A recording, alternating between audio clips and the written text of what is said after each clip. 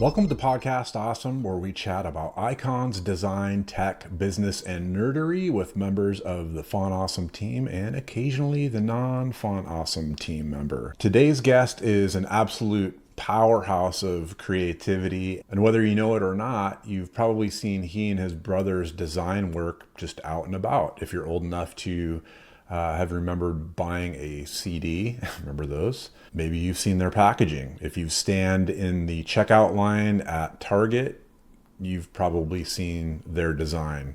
Don Clark and his brother Ryan of Invisible Creature have been shaping culture in kind of quiet ways for a couple decades now. Back in our 20s, the Clark brothers and I kind of cut our teeth in the same music scene.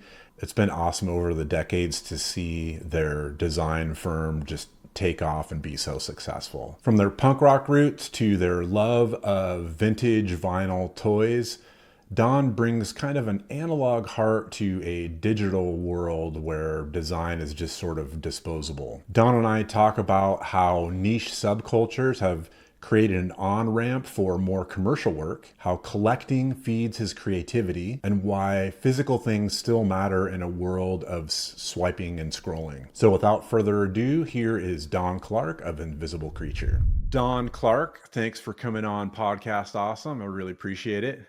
My pleasure. My Yeah. pleasure. Yeah, I've been looking forward to this conversation for a while. It's kind of bummed that Ryan couldn't make it, but he's on tour, as I recall. The Clark brothers. Yeah, man, you guys are It's like some people call us Ron, it's Don and Ryan. that's right. Ron's good. Yeah, we've been, uh, making things for ever now. Well, man, I am so curious. I've been watching you guys over the years, back in the days when you were doing Asterisk Studio and Hmm. doing album art originally, like 20, maybe 20 plus years ago, Hmm. and seeing you guys kind of come up in the design world. And like I will be in the checkout at Target or something like that, and I'm like, "Hey, girls, you see those gift cards right there? My old buddy designed that." Like, and I always know, like, when I see Invisible Creature stuff out there, there's such a trademark look to it, and I'm like, "Oh wow, those guys, they did that too." It's just That's amazing. awesome. It's amazing to see. Um, One of the things that is so curious to me is knowing where you guys came from and the influences that you had and how they kind of come together, maybe how you guys think about that. Hmm. Your grandfather, Alfred Paulson, he was a technical illustrator for NASA, right? Hmm. Tell me a little bit about that. When you guys were little, were you able to like look at his like work, and what was the interest there for you guys? Yeah, it's super interesting because I think a lot of people assume that we lived next door, or he was like a huge, he was in our lives a ton. But the fact was, we grew up in Oregon as young kids, and they lived in Northern California, and we saw him twice a year, and he passed away, I think, in '94. Mhm. So he kind of, for us, I think our story is really like, you know, grandpa got paid to draw spaceships, and it was very Yeah, blue collar. It was, sure. he punched a clock. He was a commercial artist. He did um editorial stuff on the side. He had a cartoony side to him, very multidisciplinary. So Mm, um kind of, something that influenced us. But I think the big idea was grandpa got paid to draw pictures, and we didn't know anyone else that did that. No one else's friends or, grandpas that we knew did that. right. And so as a kid, I think most kids are into drawing and making things. It's just like arts and crafts are kind of part of growing up. um so it was just kind of this cool, like, oh wow, you can actually get paid to do this stuff. And that was just kind of always in the back of our minds. And as we Mhm. got older and started playing music and touring, and kind of got more serious about, what would what would a life like be in trying to, do design and illustration for a living. It was like that he became more kind of like larger than life to us. It was like, okay, that's right, yeah, grandpa did this, like. Mhm. um so yeah, and that was kind of the gist of it. We didn't know him super well. He was my mom's dad, but yeah, it was kind of he's now become kind of like, um, this like, yeah, hero to us in regards to like the ability to turn, something that you love into your career. And Hmm. I mean, my brother and I have been, I mean, you've known us for so long. I mean, we somehow fooled the world into, paying us to do this stuff that we, love to do. And I think we were both pretty serious about trying to turn this like love of hardcore music and punk into like an actual, something that we could spin into a business or a career, and not basically, be Peter Pan the rest of our life and never have to really grow up. So, Yeah, totally. but so yeah, that's kind of the short version of like kind of how we thought about things.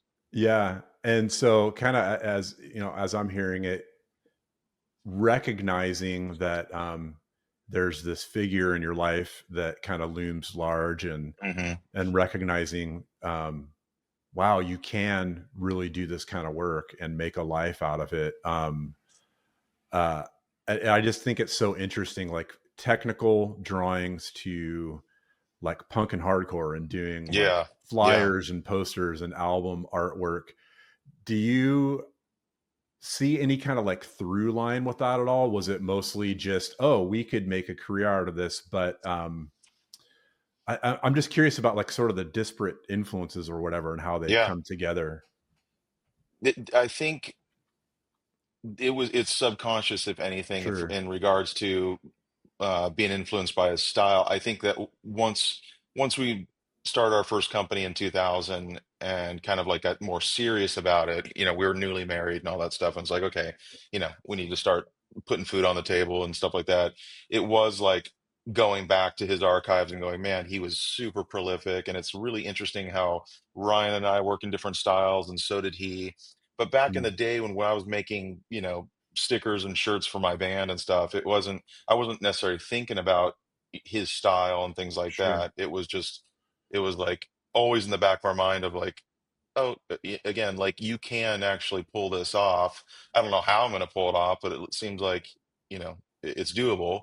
Hmm. Um, and somehow we've parlayed that into a 25-year career. But as you know, like our influences and styles and clients and all that stuff have been kind of this really cool wave we've been able to ride. And um our life has changed quite a bit, obviously, like all of ours, where you're touring, and then you get married and you have kids, and you're influenced by different things, and your Sure. life is completely different. So I've really used my family, I think, as a muse in my Mm, career. And mm, I think you bring up like the Target gift cards and stuff like that. It's mm. like we started doing we started all this in music and doing packaging, and then once we had kids, I kind of started, well, not kind of, I really got into, children's illustrations and Mhm. and film development for animation, and really kind of like, I was there watching all these things with my kids and just really falling in love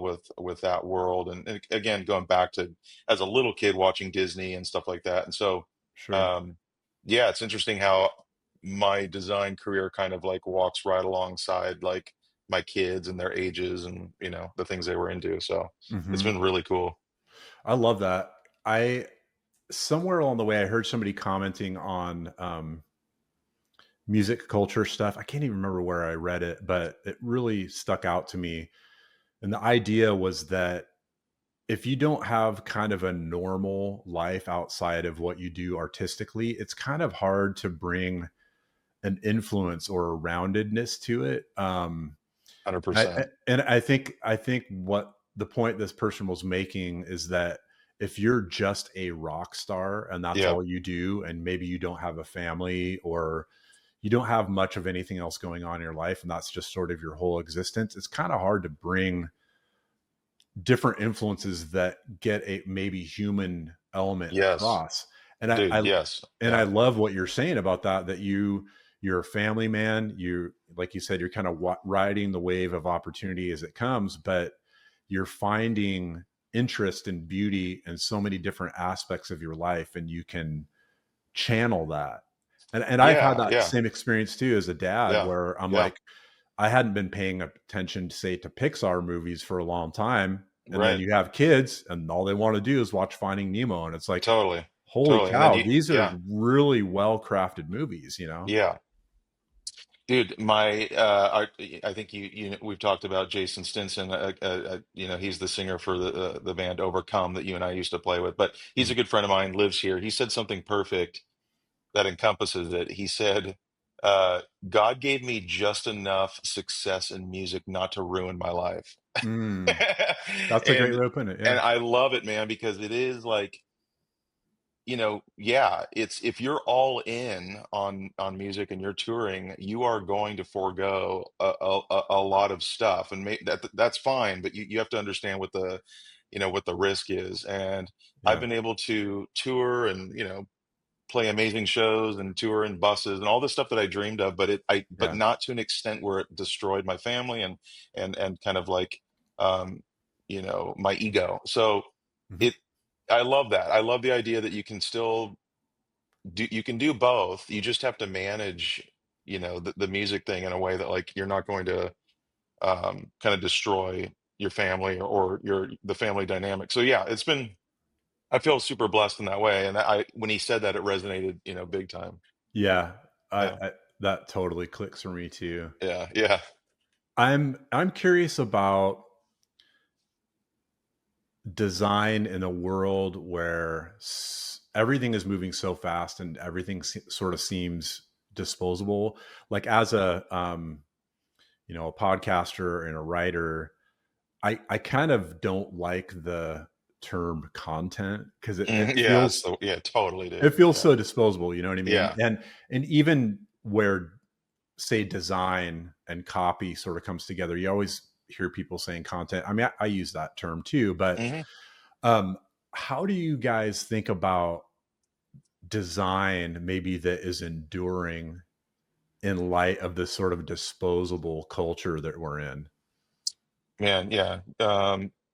It's obviously super important to us, which is, one of the reasons why behind me I've got, all these collectibles from, a bygone era. Some of the stuff's new, but most of it's not. It's Man, if you yeah, just to kind of like touch on today, kind of the modern times and with AI and things that are happening, it is like very much like a brand new world, and it is evolving so fast that it's almost impossible to keep up.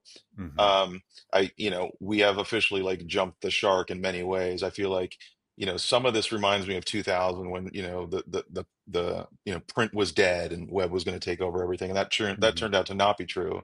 Right. We have kind of like entered a new phase where like, okay, things actually are kind of changing. That being said, there's always going to be a pretty large niche of people and companies that want to work with humans, and you're going to start to see, I think companies taking a stance on certain things like, hey, we're always going to hire a human being to do this and this. Yeah. On the flip side, I don't want to be scared of AI, and I want to use it as a tool, and I want to kind of like Hmm. make sure that I understand what's going on, and it is in many ways it is um, helping a lot. It's a tool. I mean, there's just a Hmm. lot of like ways you can use it, and there's a lot of ways ethically as an artist that I shouldn't and I avoid and stuff like that. But it's like new waters. You're just kind of like dipping your Sure. toes in it.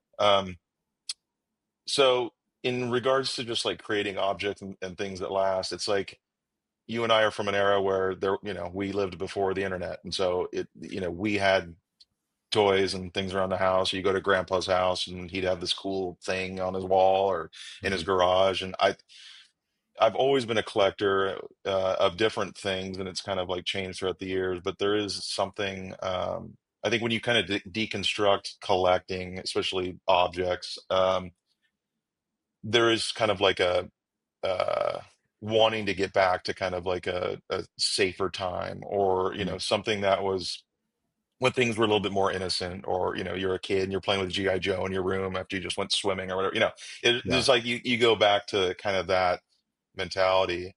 There's also this kind of thing about passing down heirlooms, and most of my heirlooms are going to end up in a dumpster for sure when when I'm gone. But there's like there's like this yeah, I don't know. Collecting is like an interesting thing, and that collecting spirit just manifests itself in our work. And so we're always kind of putting out new objects to kind of like evoke. It's basically stuff that I just want to make, and we happen to sell a few of them on the Right. side. But Yeah. um, but even with books, I work in publishing, and the books that I work on they're very.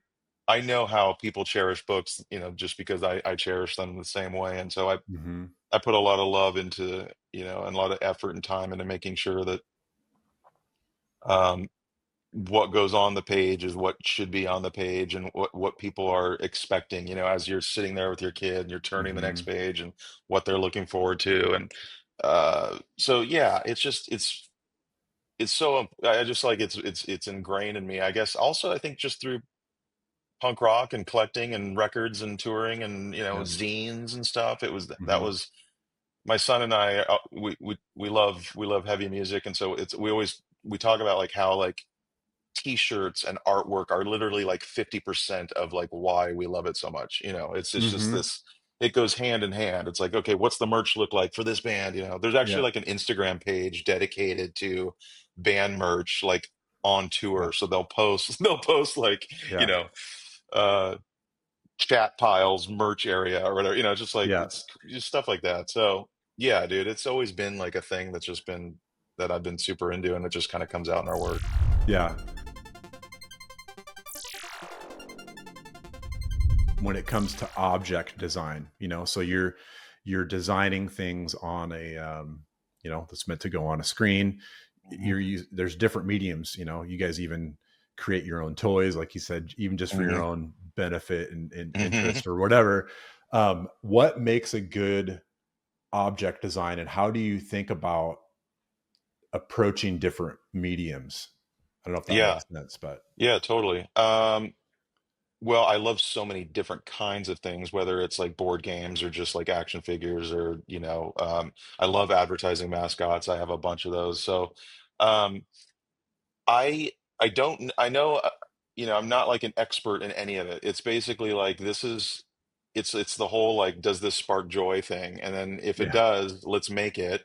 And at this point, I've gotten to know so many different makers and vendors and stuff that can kind of like bring anything we want to life. And so it's a matter of like, what do we want to do? And I have like an ongoing list of stuff I'm adding to it. Like, okay, we want to put out a vinyl toy at the end of this year or whatever, So we work backwards and kind of make sure that that happens. And it's important that we release stuff for ourselves, meaning, you know, it's stuff that's going to go on our store. They're limited runs, Mhm. and most of our work is commercial. So, but it's important that we do these things too to keep us like stoked, and um, for other designers to collect and things like that. But Yeah. um, yeah, it's just like I'll be in an antique store or on Etsy or something, just looking for stuff late at night or whatever, and I'll see something and I'll be like, man, I remember those, or Yeah. I've seen those. What if how can Invisible Creature put our spin? How can we put our spin on that? Something that Mhm. um so that's kind of always it usually starts with something I've already seen, something that is like from a bygone era. How can we Mhm. spin it with our mummy character, or something that like designers would dig, that that I would dig, that would look cool on the shelf. And um so yeah, and we do a lot of objects for other companies as well now. So like I'll always pitch an object whenever I can for Mhm. gifts for their clients or things like that. So those are the most fun things to work on. Yeah, as you're talking, it sort of reminds me of, I don't know if you would articulate it this way, but it's sort of tapping a little bit of nostalgia in a sense, and that there's really something powerful about that. I mean, I think that there's sort of nostalgia that sort of keeps people stuck, right? There's Totally. like Yeah. stuck in the past, but if you can kind of tap something that evokes a feeling, Yes. Yeah. sort of based on that nostalgia, and that it's tied somehow to something physical, and that you're having an experience of it.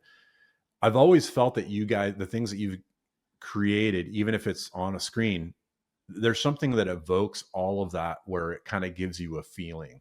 and Yeah, and yeah. and it's more, I may not like necessarily be thinking that in the moment. I think that's what good design does, right? Hmm. There's something happening, you can understand what's going on, but it's probably also evoking a sort of feeling, like you said, joy, Yeah. that's sort of in the background. I think that you guys balance that really well.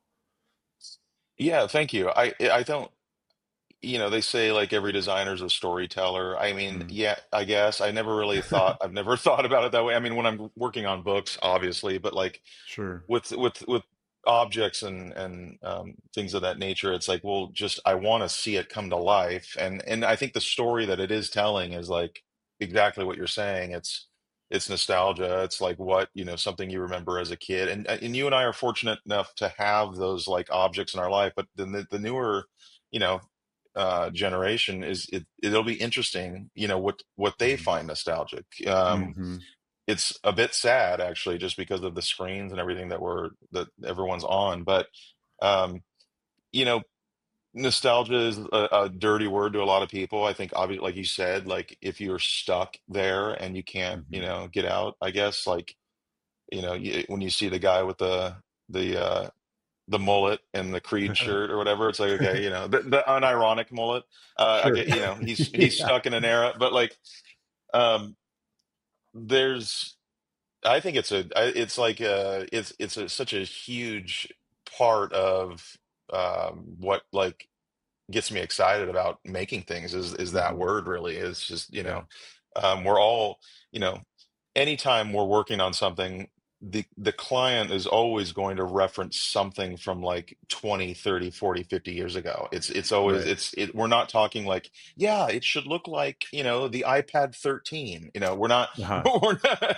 we're not like our when we say television, even if we say television, it's like you kind of a lot of us we go back to the giant CRT monitors that Yeah. that we grew up on. So um and it's not like there's going to be car shows for like 80s Toyota cars. The car Yeah. shows we go to have like 1950s Bel Airs, and there's a reason for Right. that. So Mhm. um Mhm. I love tapping into that because I think that's like a Yeah. that's a special thing. So Mhm. And I love too how you reflect on this stuff. You can hear people sort of, they kind of go on about their theories of this stuff. right.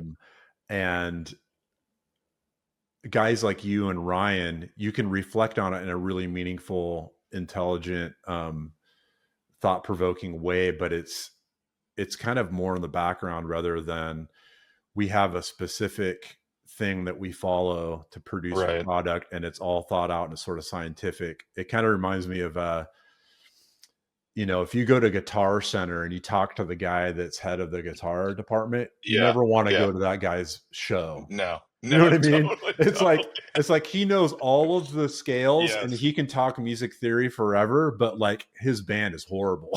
Dude, dude, I talk about this is something Ryan and I talk about a lot. I mean, I think our success in, if you want to categorize that, is because of the lack of our Mm, ability in many, many ways. And we've been able to develop a sandbox that we can play in that yeah. is like, it's like I don't know. I have this theory that Metallica is so huge because Lars Ulrich can't play drums very well.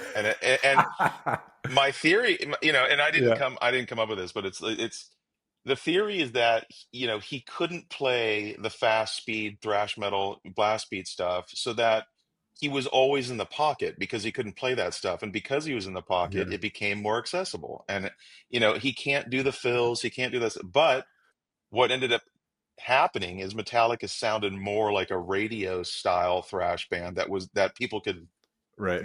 more people loved. And so I think that's true with a lot of bands and a lot of art is that, I'm not a draftsman. I can't draw cinematic angles and Mhm. things like that. So a lot of art, I mean, I remember being in school in like just like community college, taking these art classes. I'm like, I don't know how I'm going to make this work. I can't draw this stuff. Like, how am Mm, I love art so much, but how am I going to like do this? And so yeah. it wasn't until I found like punk rock and graphic design and even seeing like the work of like Lou Romano and Teddy Newton that worked at Pixar that were creating really like flat characters, Mm, but had so much, style to them. And yeah.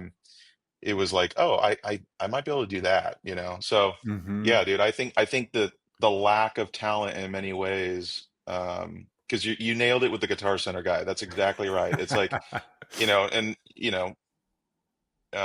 my son is an amazing writer and with just in heavy music, and he's just obsessed with metal. He can't, Mhm. he's not, he doesn't know music theory, but he's Yeah. he's like a student of, all things like heavy. So Yeah. I think that's just how it goes. You just get obsessed with something. So Yeah.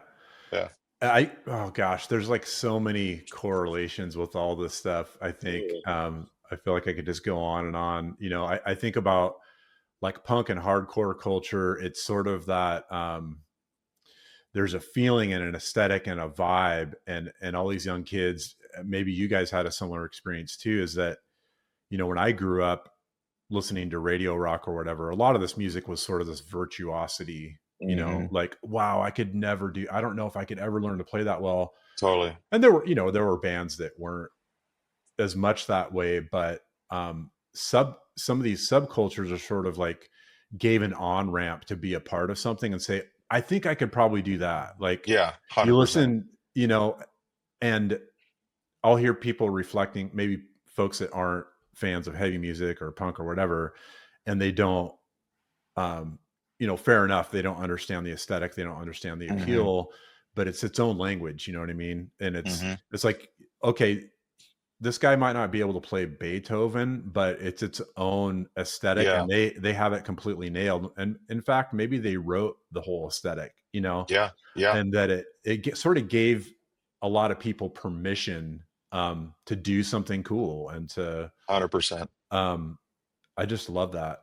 Yeah, I mean, listening to Led Zeppelin and Journey and Tool and stuff, it's like Yeah, there was no way, but yeah, but you listen to, Nirvana or, e- even like when you get into hardcore and stuff like that, it's like, well, I can play those bar chords. And then what ends up yeah, happening is, like you said, those bands then they create this amazing art out of just from their sandbox that like was not the same sandbox that Journey was in. It's like, right. yeah, and you know, I think that I think we're in an era where there's actually way more talented musicians because of YouTube and Instagram, but I don't think that we're getting better music. And I think that Mm, that's I think that just because you can learn how to play something amazing, it really does not mean you can write music. And so there is something to be said about how the heart is such a motivator to just create art, and that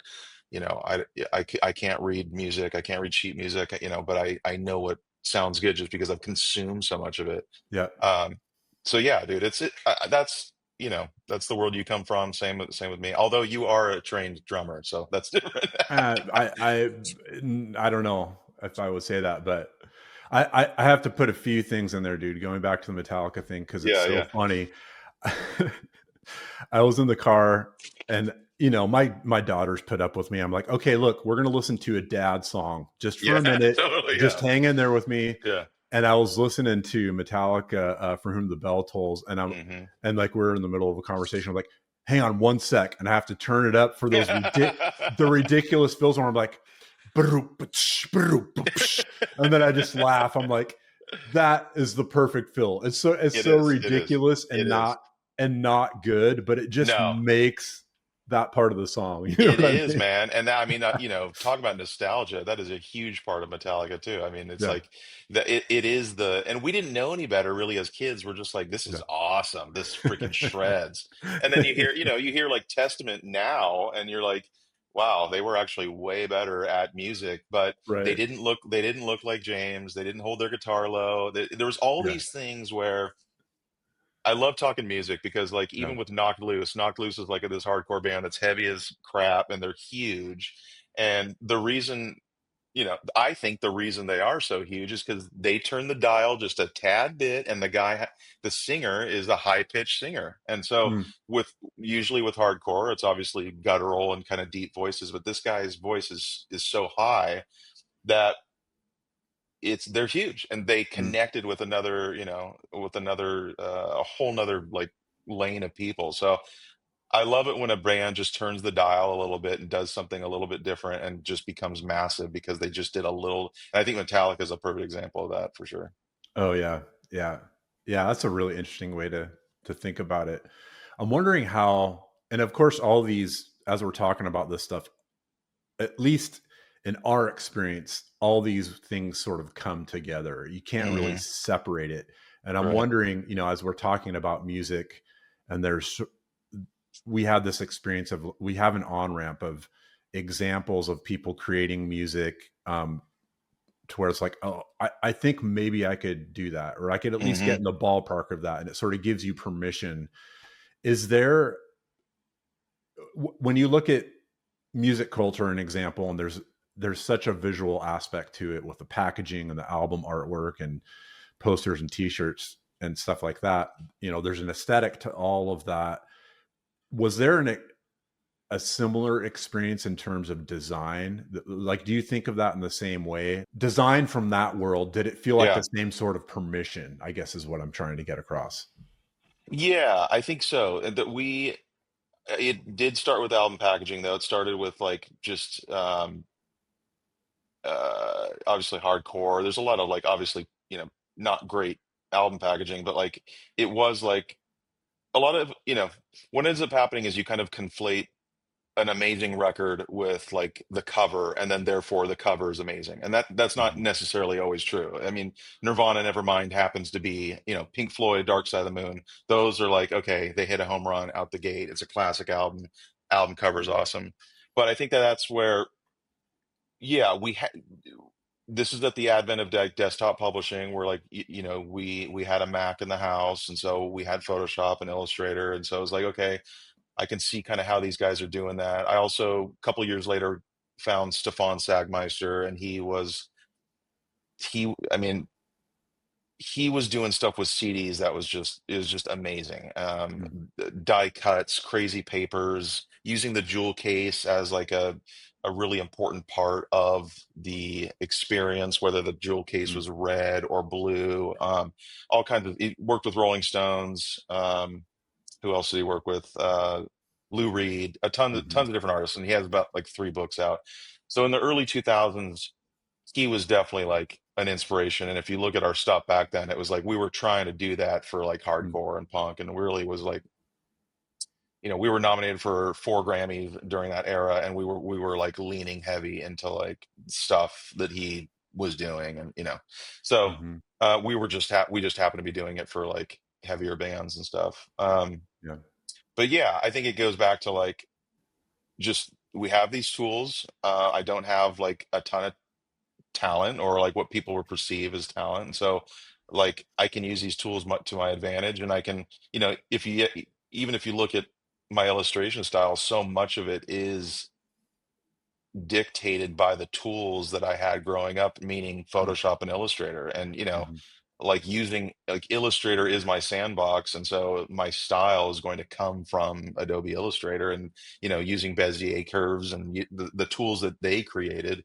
Um, Even with like the painterly stuff that I do with books, it's like I'm using other people's brushes that were created for Photoshop, and Mhm. I'm in their sandbox. So in that way, I'm standing on the shoulders of giants for sure, because I think that if you were to, I don't know, if you went back 50 years and I was a painter, an actual Mhm. traditional painter, or trying to do graphic design, with a drafting table, I don't know. I don't think I'd be doing that. Maybe I Mhm. would have, but I'm Mhm. definitely a product of, these modern tools for sure. Mhm. I'd be curious to know. It sounds like you kind of cut your teeth, and maybe Ryan too, on, say, album packaging, and that would have been in the era of of CDs prior Yeah. to streaming and things like that. How did that evolution happen, and how did you find new opportunities maybe when that kind of work started to dry up? Because at Yeah. some point, even CDs were like, nobody buys CDs anymore. Yeah. So then you don't have the physical product anymore. How did that happen? Like, what happened in your career when that started to change? Yeah, good question. I mean, it's pretty like you can follow the trail like pretty easy actually. So we started doing work before the advent of Napster and basically, illegal downloads and streaming and all that stuff. So, that started to take a toll on music labels and budgets and things like that. And obviously, you remember all that stuff. So, uh, that it started to go a little bit down from there in terms of like, hey, we used to have 10,000 for a budget, now we have five, Mm, we were still very busy during that time and we were getting work from it seemed like every band in like alternative press or MTV too. It was we've worked with hundreds of bands now. It's crazy. But um we also started to just kind of get like I think tired with our own style and it's almost like we uh, couldn't keep reinventing the wheel, and a lot of bands wanted the same thing that we had done before. And mhm. if you look back, we have a book out that's like 20 years of album art, and it's like 500 pages. And we when we put this out, there's a lot of stuff that we left out that we just didn't like that other fans love and have tattooed on them, but we look back and we're like, oh gosh, this stuff is so bad. Um so it shows you like I guess like how many albums we were doing back then. But also um two things: the gig poster explosion happened, which was like Mm, 2002 and beyond, and that was a way for us to really dig into illustration in a mm, in a way that was like way more tongue in cheek, brighter. We could have mm. a lot more freedom. If you're doing a record for My Morning Jacket, you're not going to put a jacket on the cover. Yeah. But if you do a poster for My Morning Jacket, you can get away with like actually really playing into the band name, or there's Mm, there's just like the rules kind of go out the window a little bit. mm, So we got really involved in just making posters. And so um show would come to town, we'd get a hold of the band and say, hey, if we made 50 for ourselves and gave you 50 and we pay for everything, are you cool if we do a poster for your show? And most 9 times out of 10, the band would be like, yeah, dude, just bring them by yeah. the club. Like, and that was awesome. Mm, Because we were able to actually make these posters, sell them and get, people started seeing them. And so what ended up happening is we got a lot of commercial illustration work from those posters. And mm. that was like you know someone that works at Target went to Arcade Fire show and saw a poster and they're like, hey, I wonder who did this. Hmm. Let's see if they want to do something for Target. So that that actually is what got us on another another lane of actual commercial design, bigger Mhm. budgets, working Mhm. with large companies. And by the grace of God, it happened. I mean, we still do a lot of music, but there's not I don't think we'd be able to pay the bills at all on that. I know we Yeah. wouldn't.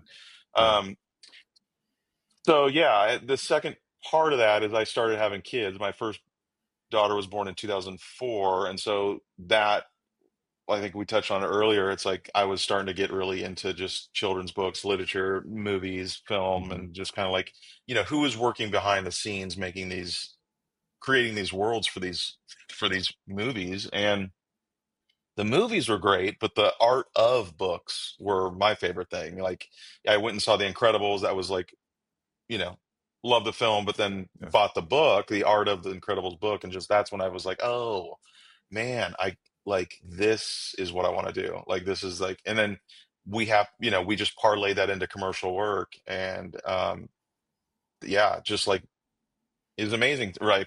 If I deconstructed like kind of how that happened, but it was pretty clockwork. Like all these things started happening, and um, yeah, that's the short version. Yeah.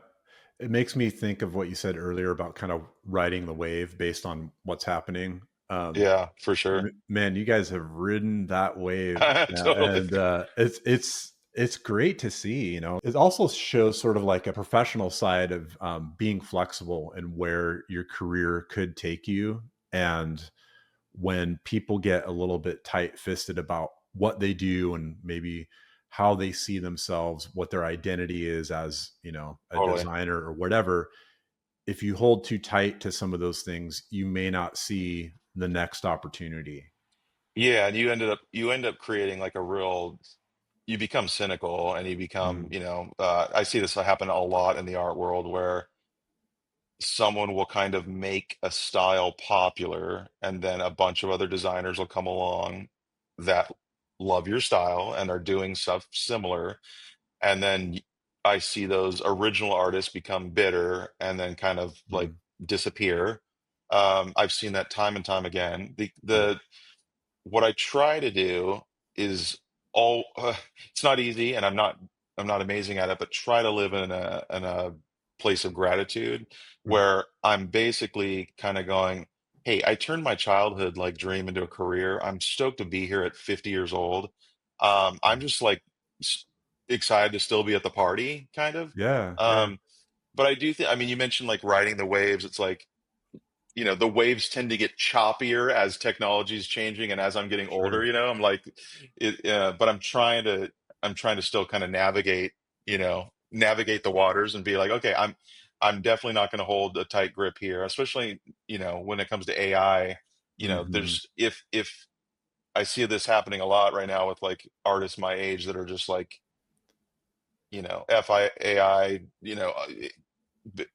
AI is the devil, and I get it. In many ways, it is, Mhm. but it's Mhm. here. It's not going anywhere, and it's just going Right. to be more and more.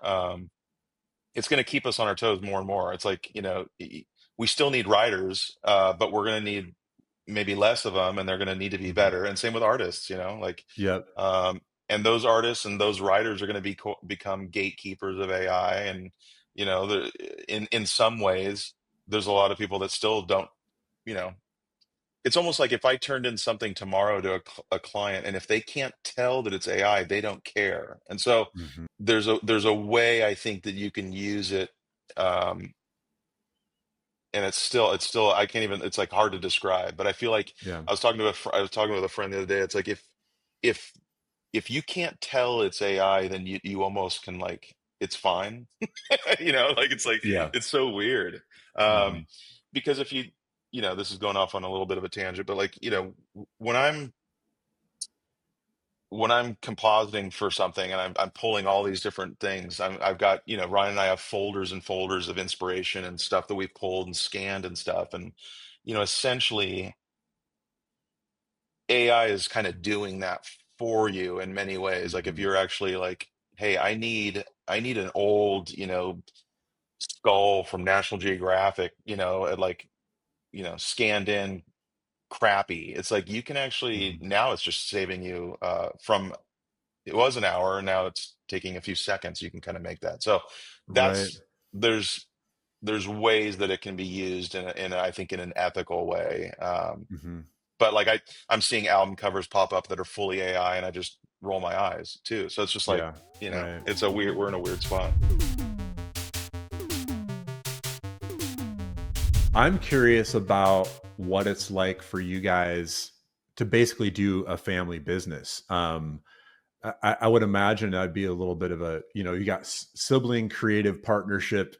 Like that Hmm. would seem a little bit like a high wire act. And it always, whenever I'm around you guys, it seems like there's a really good relationship and rapport there.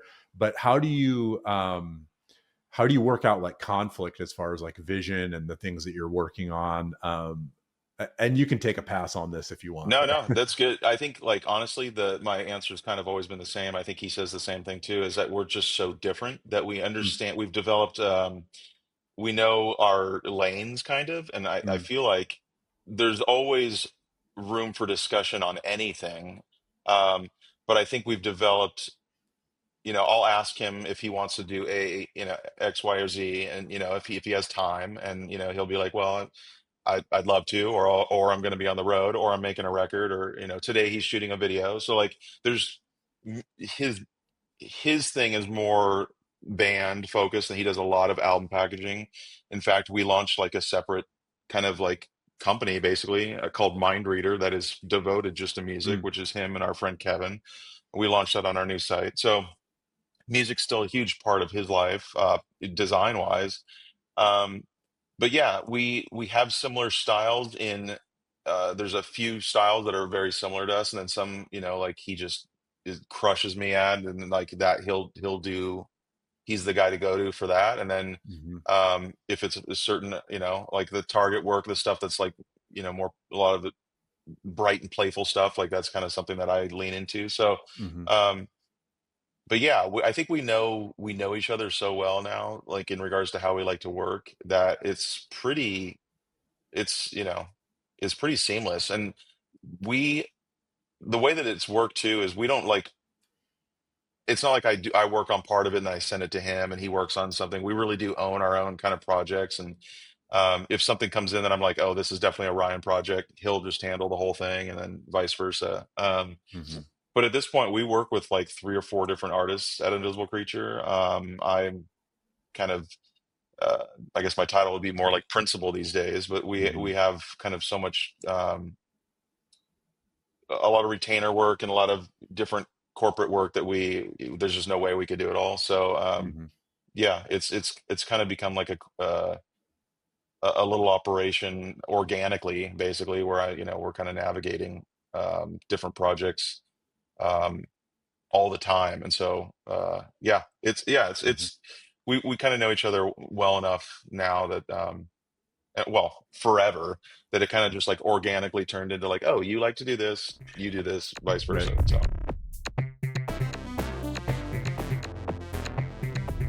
I'm curious about this. There's a fancy schmancy restaurant in Seattle called Canlis.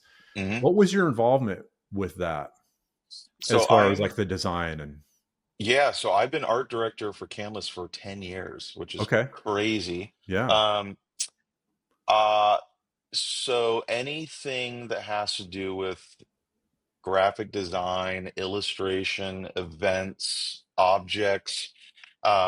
I kind of oversee all that. The creative direction, though, really, I give all the credit to the Canlis brothers, and they're Mm, the ones that like come up with these amazing ideas, these amazing events, objects, just things with the company, and then they really give me a ton of freedom to just mm, go do stuff. So Brian Canlis, one of the brothers, actually just recently left the restaurant, so it's owned now by Mark and his family, um, and they're just dear, dear friends. And actually, I've I've met so many amazing people through them that so much of our work now is, you could actually trace it back to the Canlis brothers. In oh fact, well. I would say like 80% of our work now.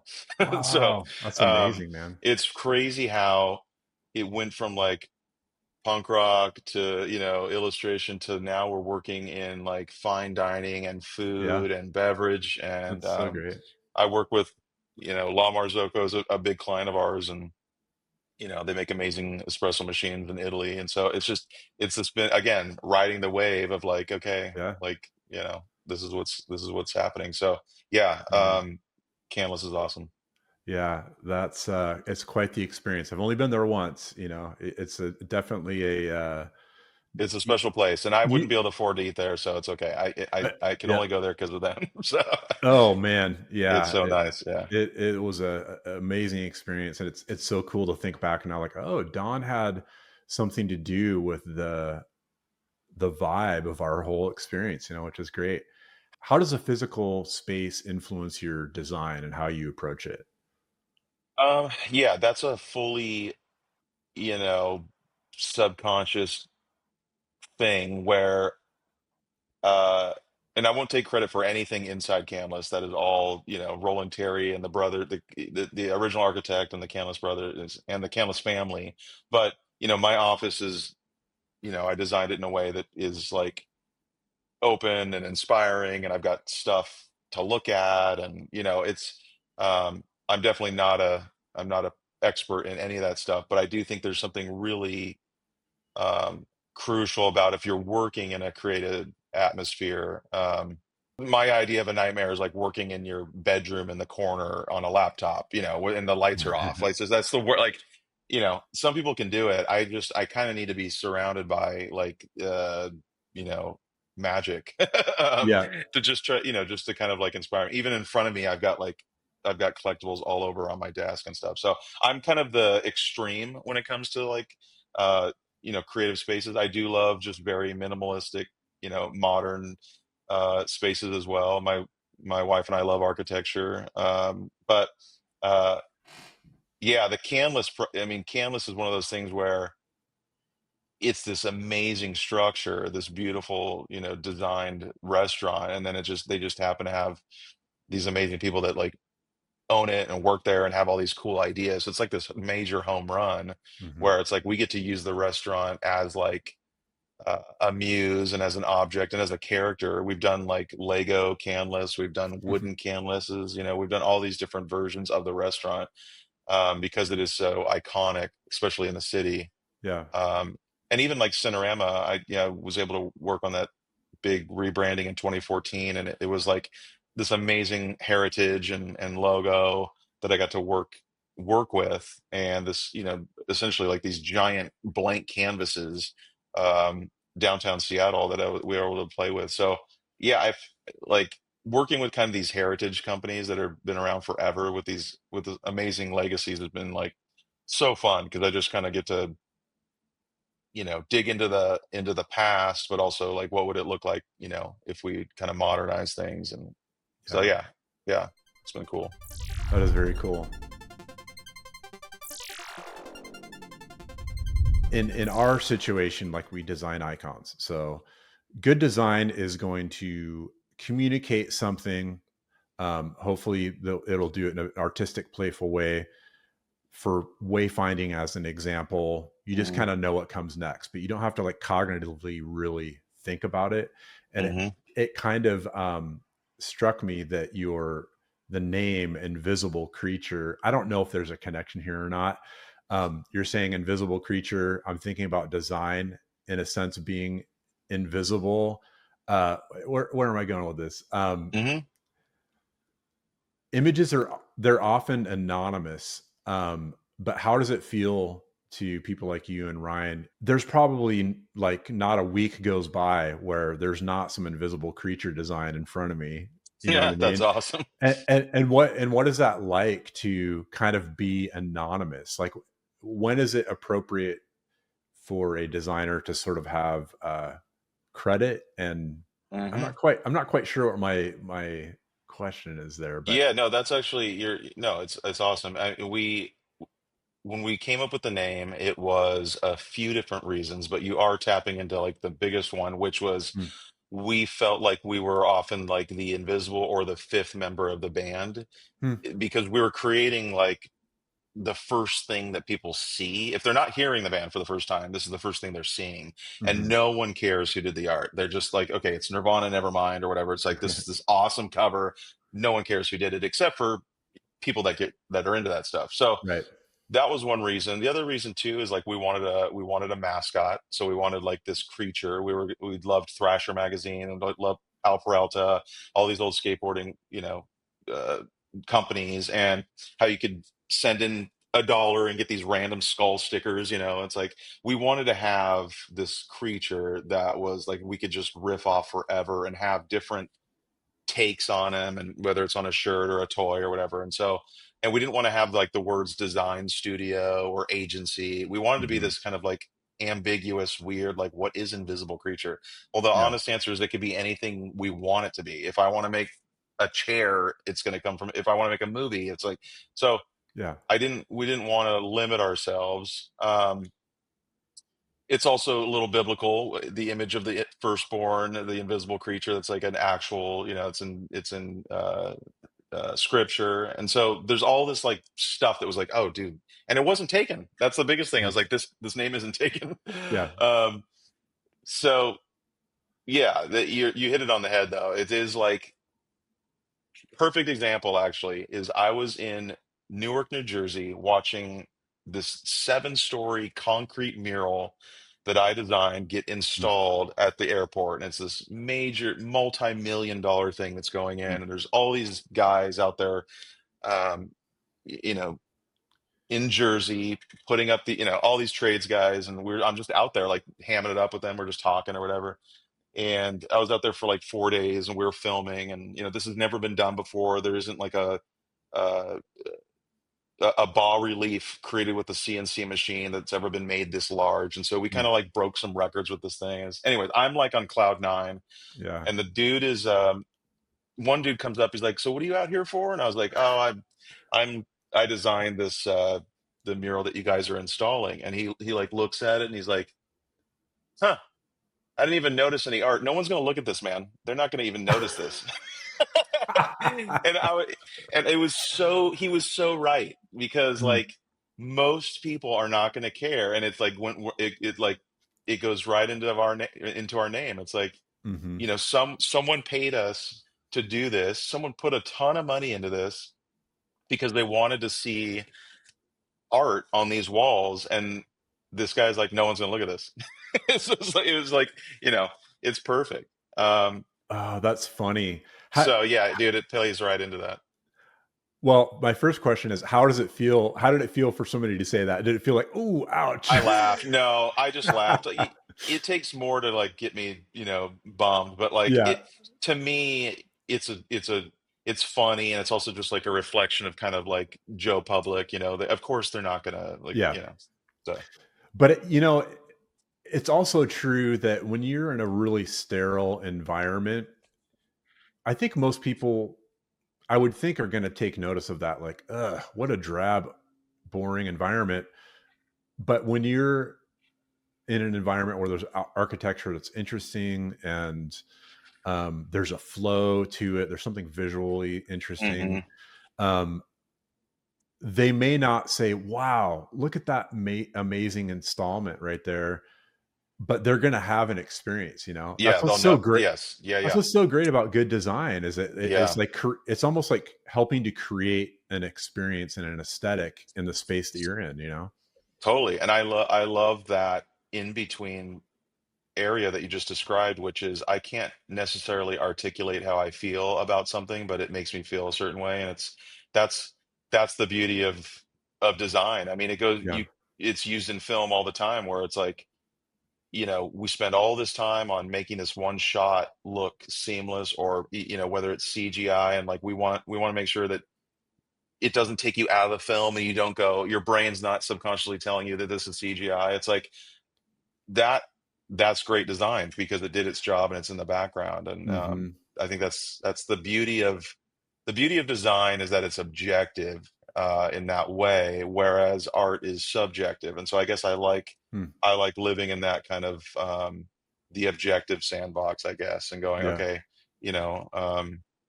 yeah, I love that, man. it's a cool place to live. You have so much cool stuff in the background. Yeah. is there any particular piece where there's an interesting story, or is there? Are you willing to maybe do a little show and tell on something? Yeah, I mean, so if you go to so everything's like in its right place. I don't think there's anything I'm scared to move anything. And Yeah, yeah, also, well, the answer is there's two answers. There's a ton of photos on our website. So if you want to like see kind of like my collection, go to invisiblecreature.com and then click on our studio. The second thing is it's funny because I just had a buddy here and he asked the same question. I get that question a lot, which is like, if your studio is burning, what would you grab? And yeah. I wouldn't grab anything. And the reason that my answer is that way is because it's all just it's the collection, it's the curation, and Hmm. most of my stuff is not of high value. I have a couple like prototypes of things that are cool that I've spent a couple $100s on, but I most of the stuff is obscure, Western, like a cowboy head that I thought was cool, or Yeah, like an advertising mascot. Um, and it's just like, I love how it looks next to this, and then you put this on here, and then you yeah. you know so um it's just like, even when I was like putting, after the shelves were built, I mean, it was so fun to go fill it, and it's like just Mhm.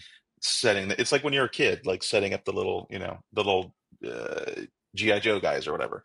Totally. Um, um, so yeah, and I go to tons of toy show, like antique toy shows, antique malls, Etsy, eBay, just like, and I'm searching for like the most random stuff because I I don't have any set rules. So it's like, Yeah. 1960s, advertising mascot sign or what, just Uh-huh. like random stuff. So Yeah. yeah, yeah. I love it, man. It's so cool. Thanks, dude.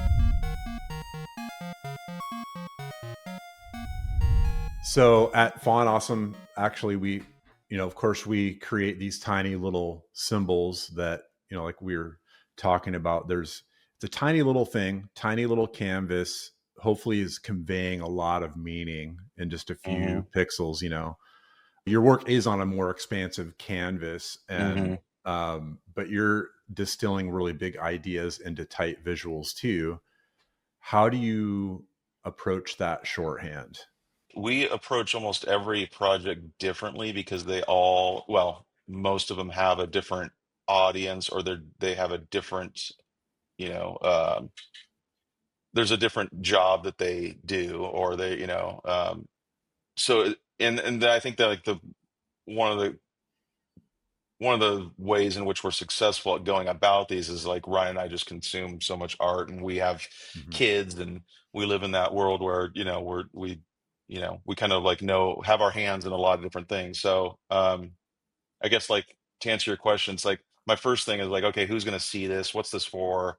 Is this um, a stamp project? Like we've done stamps for the post office, which are really special, and Hmm. I love the tiny um real estate that we play in, and like, what Yeah. does this look like at stamp size, and it's got to like, Hmm. convey it has to kind of tell a story in like a really tiny size. And so Right. there's that, and then there's like, we do these huge murals, and like those are extremely fun to do. I mean, there's every artist wants to see their stuff large. It's like such a cool thing. And Yeah. so you know so every project is different, just based on what the scope, like what's the intended final execution of this thing.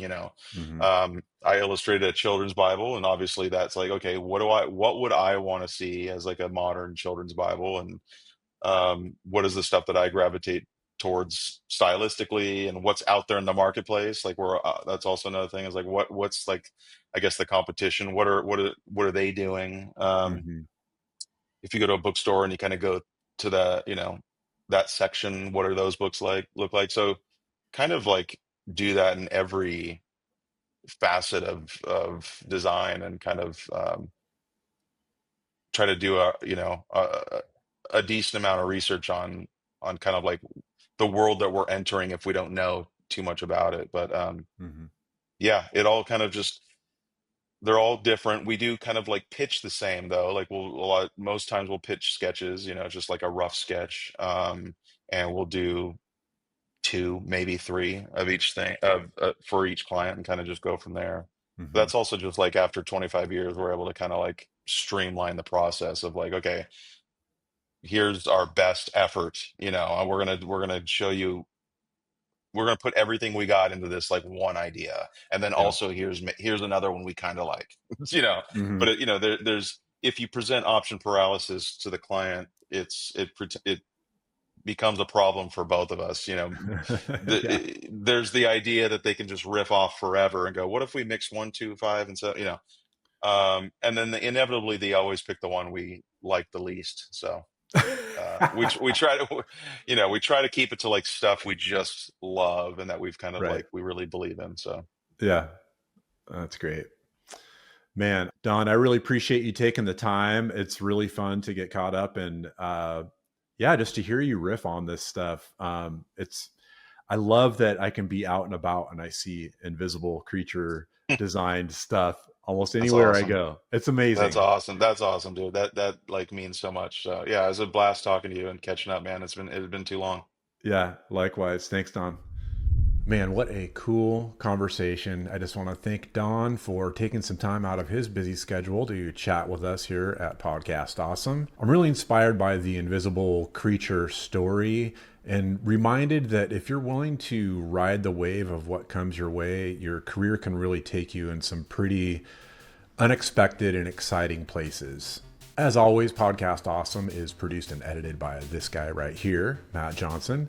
The Podcast Awesome theme song was composed by Ronnie Martin. The music interstitials were done by Zach Malm, and the video edits, we get a little extra help from Isaac Chase.